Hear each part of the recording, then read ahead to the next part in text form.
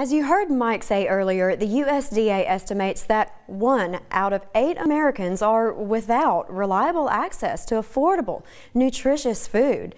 Yet, and what a shame around the holidays, tons of food go to waste.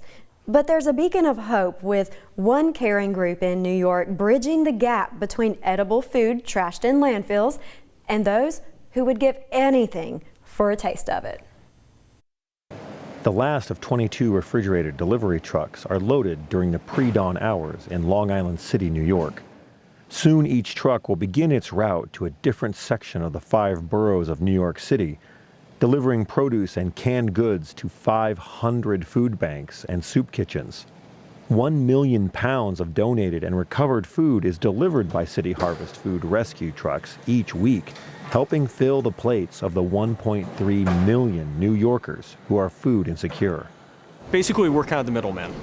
You come into our fold, and what we do for you is you tell us who you are, what you do, when you serve food, and who you serve, and the constraints of your agency. We try to tailor our deliveries to meet those criteria. That's how it works. Some of our agencies serve, 1,500 people in the course of a day. City Harvest sits across the East River from Manhattan. When the group took over the home of a beer distributor in 2011, the 3-door loading dock expanded City Harvest's capacity and ability to accept temperature-sensitive products.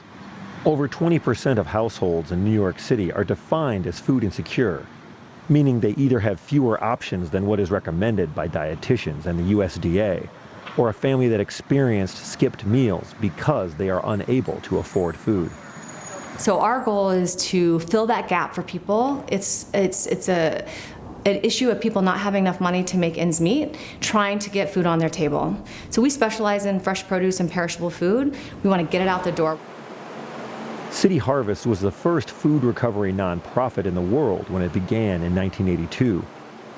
Among those making donations are local restaurants, green grocers, and produce wholesalers. Unused produce is picked up by City Harvest, which plays matchmaker with a hunger service charity elsewhere in the city. The recovered food is then sorted and delivered to a client that is able to distribute to those who are trying to make ends meet.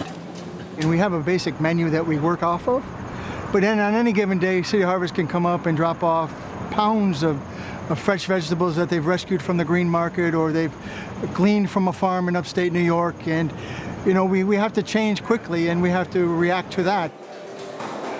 The Holy Apostle Soup Kitchen, housed in an Episcopalian church built in 1848, feeds over 1,000 guests each day at lunch. The value of City Harvest donation to Holy Apostle is valued at $300,000. What City Harvest believes is their secret weapon is a proprietary algorithm which calculates what food can be donated to which agency, depending on warehouse inventory and what each agency is capable of distributing. Each truck is loaded for the day based on the sales orders generated by the algorithm. The computer program helps agencies across the city receive a more equitable share of what is donated than the randomness of manually creating a distribution list each day. Some donations of recovered food originate with box meal companies that find themselves with surplus ingredients. Truckloads of raw ingredients are donated and sent directly to larger food pantries without passing through the City Harvest warehouse. A truckload of Canadian sweet corn is being unloaded one pallet at a time. The food distributor who originally purchased the sweet corn was unable to get it to retail stores in Quebec before it ripened. Everything was shipped to City Harvest, knowing it would be fed to those in need while still fresh. Timing produce delivery is a challenge for the grocery industry.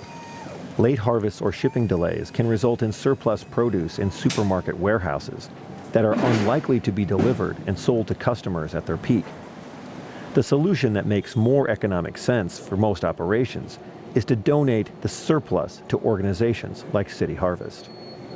The agency also supports growers from outside the region directly. If producers can pack leftover produce into distribution-ready containers, City Harvest can get the overruns to an end user, whether soup kitchen or family. Sometimes if the farmer knew, we'll send the truck, all you have to do is load it up, no worries, we'll pay the bill. that is like music to their ears. If they knew that, once they hear that, they're loading up the truck and ready to go. So we pay the third-party freight, and we help the farmer with a little bit of a stipend. The morning rush has slowed at the Sullivan Street Bakery in the Chelsea neighborhood of Manhattan. A City Harvest driver stops in to pick up a donation of baked goods that went unsold the previous day. Obviously, as a manager, my job is to try and sell as much bread as I possibly can. But at the end of the day, it's really nice to know that City Harvest is going to collect our bread and it's going to go on and find a second life. Definitely makes you feel better about having that waste at the end of the day, because it isn't wasted.